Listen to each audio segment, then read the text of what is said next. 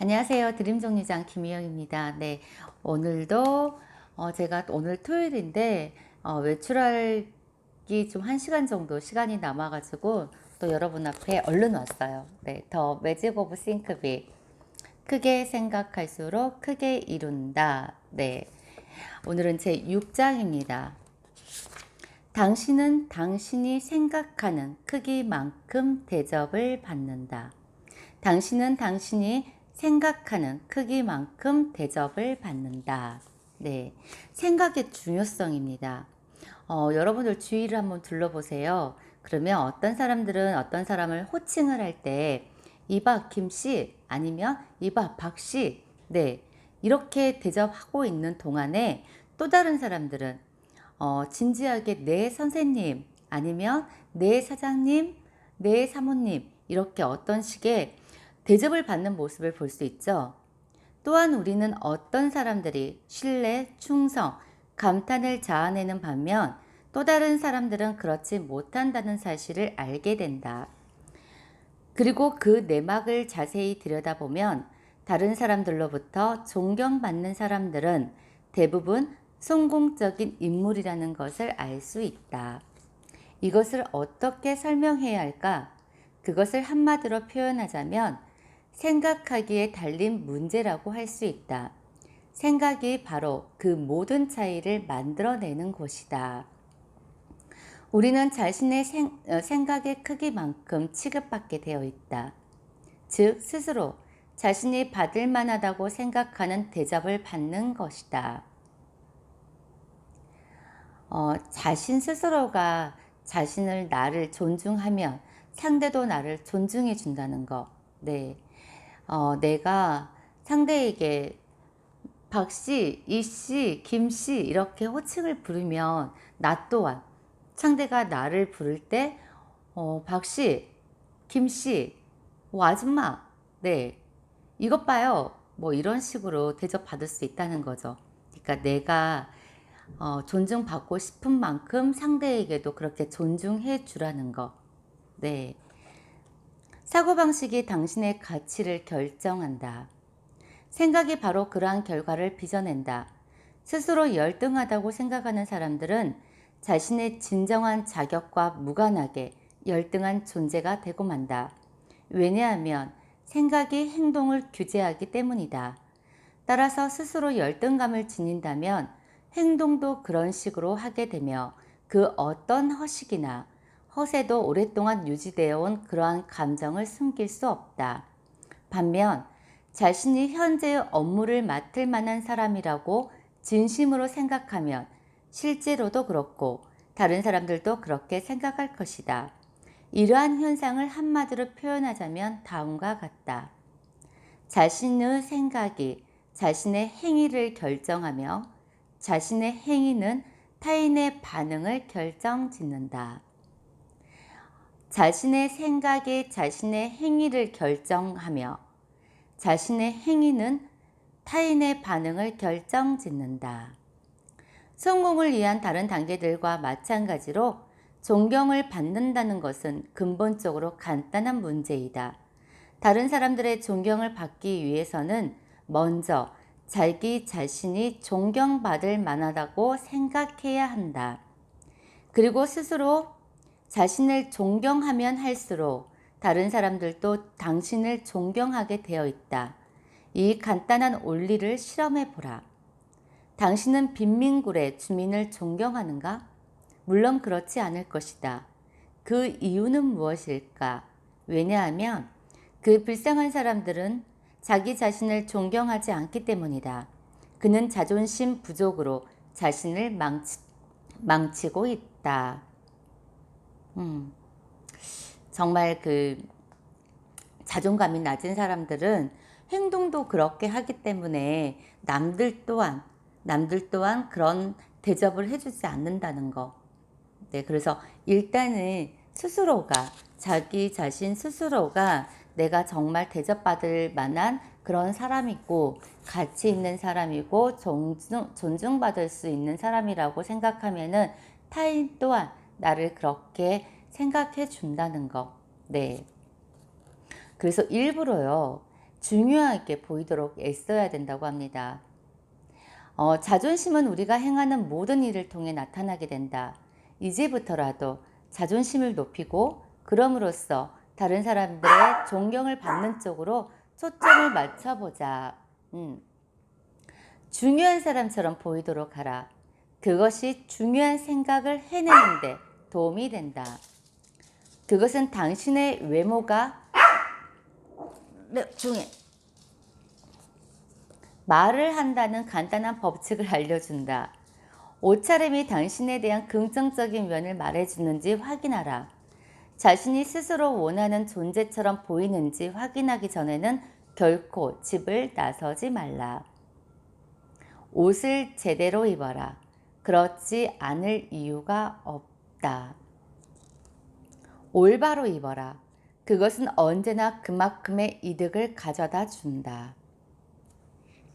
내가 어떤 옷차림에 따라서도 내가 어떻게 달리 사람들한테 보여주는 이미지, 내가 그냥 평범한 옷차림을 하고 가면은 내가 그냥 캐주얼 복장을 입었어요. 캐주얼 복장을 입었는데 그냥 평범하게 보인다며 상대도 나를 그렇게 평범하게 또 생각할 것이고, 내가 만약에 옷차림에 신경을 써서 좀 있어 보이고 조금 직업의식이 또 나타나는 그런 옷차림을 할 경우에는 또 그렇게 선생님, 그런 식으로 호칭이 달라질 수 있다는 거. 올바로 입어라. 그것은 언제나 그만큼의 이득을 가져다 준대요.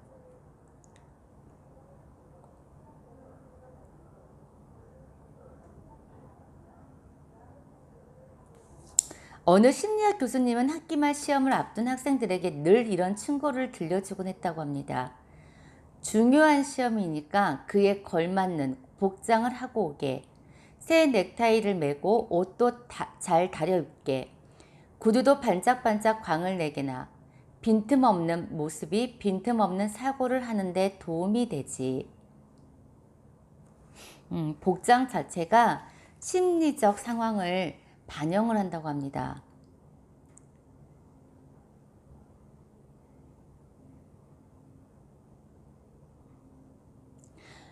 이 교수님은 심리학에 정통한 분이었는데, 그렇다고 집중적으로 외모에만 신경을 써야 한다는 것으로 오해하지 말래요.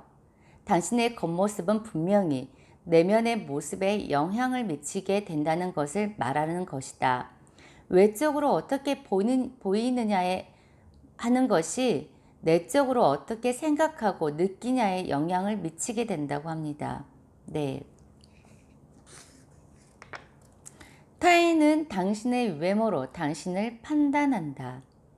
사람들은 분명 당신의 겉모습을 보고 당신을 평가한다. 당신의 외모는 그들이 당신에 대해 내리는 평가의 최초 근거인 것이다.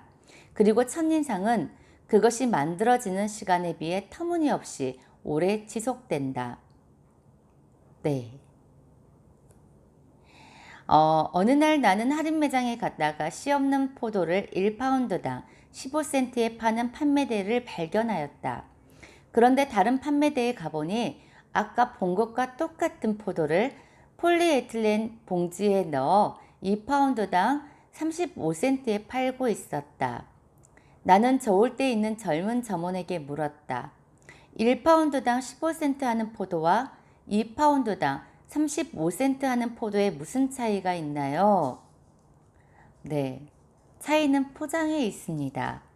폴리에틸렌 봉지에 담긴 포도가 그렇지 않는 것보다 2배는 더 많이 팔리죠. 그것이 더 좋아 보이나 봐요. 당신을 상품으로 내놓았을 때에도 이처럼 포도의 사례를 생각해 보라. 말끔하게 포장을 해 놓으면 더 높은 가격에 팔 수 있는 기회가 생길 것이다. 한마디로 말해 포장을 잘할수록 더 좋은 대접을 받는 것이다. 나는 가끔 연수 시간에 외모를 존중하라고 강조하는데 그럴 때마다 이러한 질문을 받곤 한다. 물론 외모가 중요한 것은 사실이지만 사람들로 하여금 저를 우러러보게 할 만한 옷을 구입할 돈이 없는데 어떻게 하란 말입니까? 의외로 이러한 의문은 많은 사람들을 당혹스럽게 만든다. 나 역시 그 문제로 오랫동안 고심했지만 해답은 의외로 간단하다. 구입하는 옷의 숫자를 절반으로 줄이고 그 대신 구입비는 2배로 늘려라. 이 해답을 잘 기억해 두고 실천하라. 그것을 모자, 정장, 구두, 양말, 스커트 등 자신이 입고 착용하는 모든 것에 적용하라. 적어도 외모를 생각한다면 품질이 분량보다 훨씬 더 중요하다. 이러한 원칙을 지킬 때 당신의 자존심뿐만 아니라 당신에 대한 다른 사람들의 존경심이 비약적으로 높아지게 되어 있다.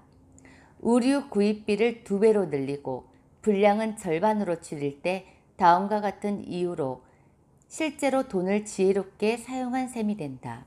첫 번째는 가격이 2배나 비싼 만큼 옷을 훨씬 더 오래 입을 수 있다.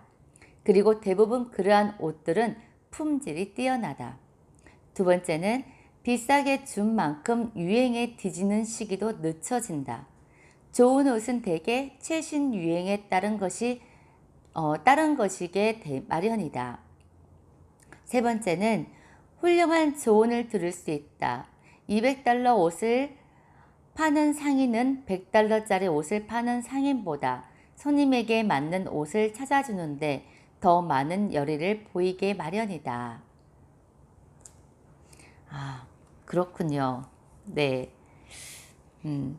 일단 싼 옷을 여러 벌 구입하는 것보다는 질 좋은 옷, 값비싼 옷을 한 벌 구입하는 게 훨씬 더 낫다고 합니다. 네. 그리고 당신의 일을 매우 중요하게 생각하라. 당신의 일을 매우 중요하게 생각하라. 저번에도 어떤 책에서 그런 게 있었는데 또 작업에 임하는 3명의 벽돌공에 대한 얘기를 자주 듣곤 한다. 이것은 잘 알려진 이야기지만 전형적인 틀을 담고 있으므로 다시 한번 살펴보기로 하자. 무엇을 하고 있습니까? 라는 질문에 첫 번째 벽돌공은 이렇게 대답한다. 벽돌을 쌓고 있어요. 그리고 두 번째 벽돌공은 또 이렇게 대답한다. 시간당 $9, 30센트짜리 일을 하고 있어. 하지만 세 번째 사람은 이렇게 대답한다. 나요? 나는 지금 세계 최대의 성당을 짓고 있어요. 네. 이 이야기는 비록 그 벽돌공들이 훗날 어떻게 되었는지를 말해주지 않지만 당신은 그들의 미래를 충분히 예측할 수 있을 것이다. 아마도 첫 번째와 두 번째 벽돌공은 계속 벽돌공으로 살아가고 있을 것이다. 그들에겐 비전이 없었고 자신들의 일에 대해 아무런 자부심도 갖고 있지 않았다. 그러니 더 큰 성공으로 나아갈 추진력이 있을 리 만무하다. 반면 스스로 최대의 성당을 짓고 있다고 생각한 벽돌공은 평범한 벽돌공으로 남아있지 않을 게 분명하다. 어쩌면 그는 공사장의 십장이나 토건업자 혹은 건축가가 되었을지도 모른다. 어쨌든 그는 앞으로 그리고 위로 전진했을 것이다. 그 이유는 무엇일까? 왜냐하면 생각이 그렇게 만들었기 때문이다. 세 번째 벽돌공은 자신의 분야에서 자기 개발을 하는 쪽으로 채널이 맞춰져 있는 사람이다. 네. 어떤 의미의 말인지 아시겠죠, 여러분? 내가 지금 하고 있는 일에 그 가치를 부여하라는 거. 네. 그냥 내가 먹고 살기 위해서, 생계를 위해서 어쩔 수 없이 해야 하는 일이라고 생각했을 때와 내가 나의 미래, 이것으로 인해서 그 가치를 더해서 내가 조금 더, 그 분야로 어떤 의미를 두고 작업을 하는 거하고 상당히 이게 생각의 차이로 내 미래가 결정된다는 거.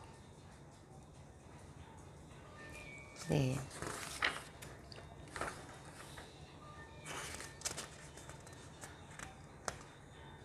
현재의 사고방식이 그의 미래를 결정한다. 자신의 일이 중요하다고 생각하는 사람은 일을 더 잘해낼 수 있는 방법에 대해 정신적인 신호를 받게 된다. 그리고 일을 더 잘한다는 것은 더 높은 자리, 더 많은 돈, 더 많은 명성, 더 많은 행복을 의미한다. 흔히 아이들은 부모의 태도, 습관, 두려움, 취향을 빠르게 닮아간다. 그것이 음식에 대한 취향이든 독특한 버릇이든 종교적이든 정치적 견해이든 혹은 그 밖에 어떤 유형의 행위이든 아이는 부모나 보호자가 지닌 사고방식의 닮은 꼴을 보여주는 것이다. 왜냐하면 아이는 모방을 통해 배우기 때문이다. 그리고 그것은 어른들도 마찬가지이다. 사람들은 일생을 통해 다른 사람들을 계속해서 모방한다. 그들은 자신들의 지도자와 상사를 모방하며 그들의 생각과 행위는 타인들의 영향을 받는 것이다.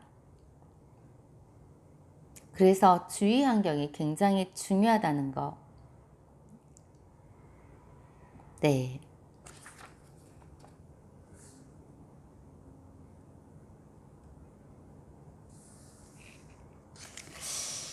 어, 시간이 이래서 저 얼른 나가봐야 될 것 같아요. 네. 오늘은 지금 이 시간에는 이렇게 하고 저녁 시간에 다시 한번 뵐게요. 네. 알겠습니다. 여러분 오늘 하루 정말 신나게 보내시고요. 저녁 시간에 봬요. 네.